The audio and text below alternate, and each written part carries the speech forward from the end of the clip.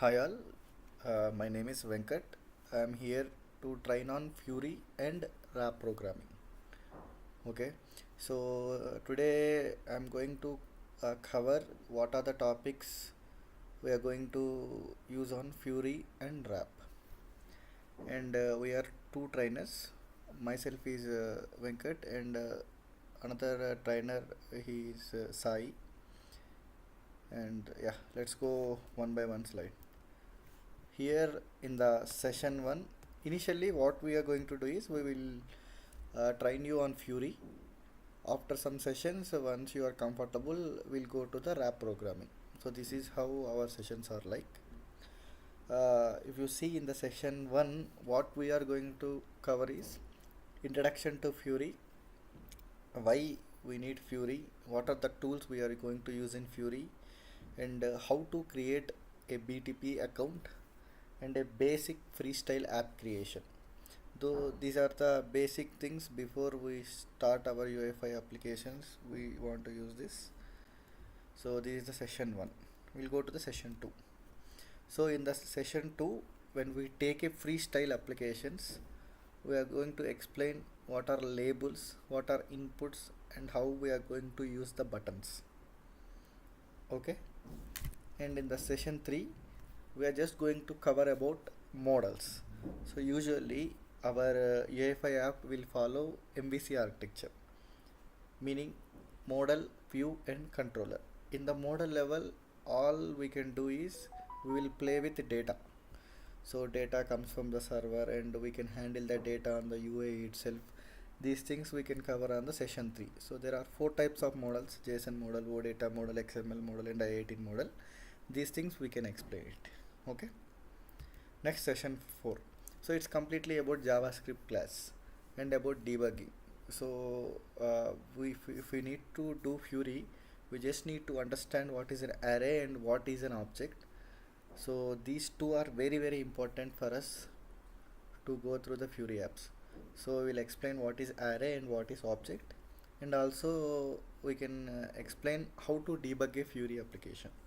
So debugging is the main key for any Fury app to track anything like errors. If there is any issue, then easily we can debug and we can find out those issues. So this one we are going to cover on the session 4. And session 5, it's just like an MVC architecture in SAP UEFI as discussed in our session 3.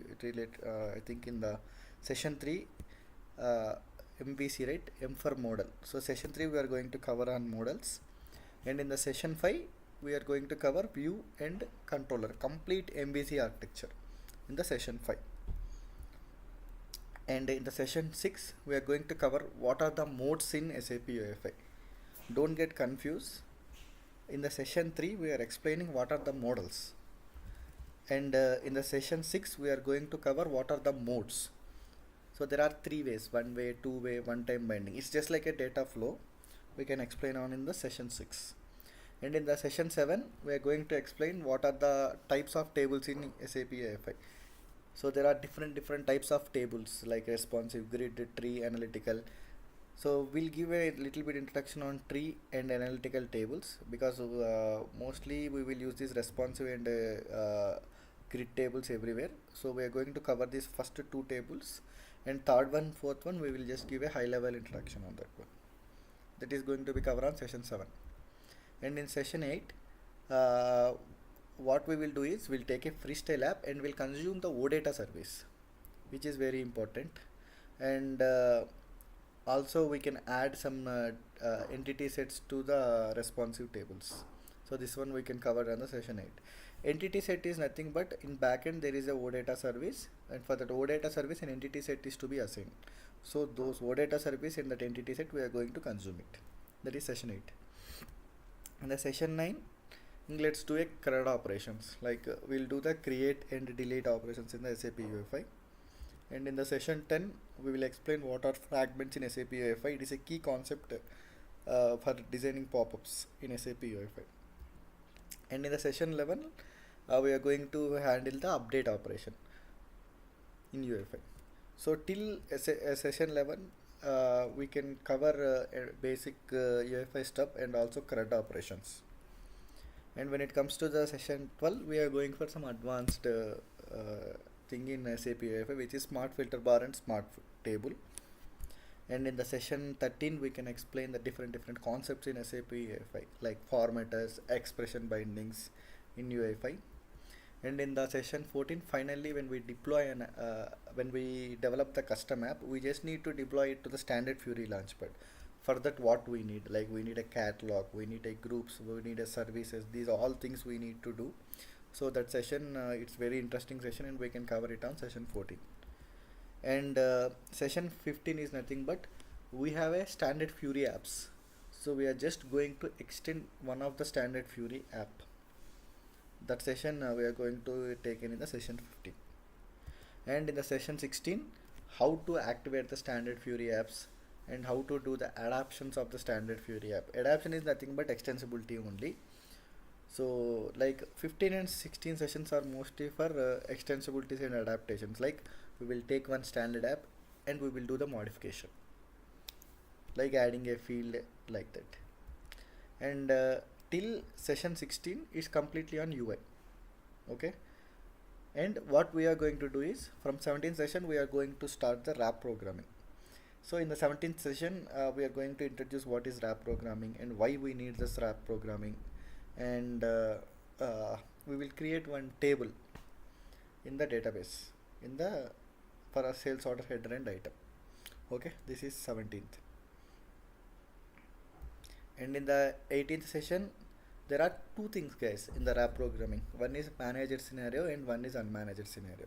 So these two things we can explain in the manager scenarios, I mean in the RAP programming.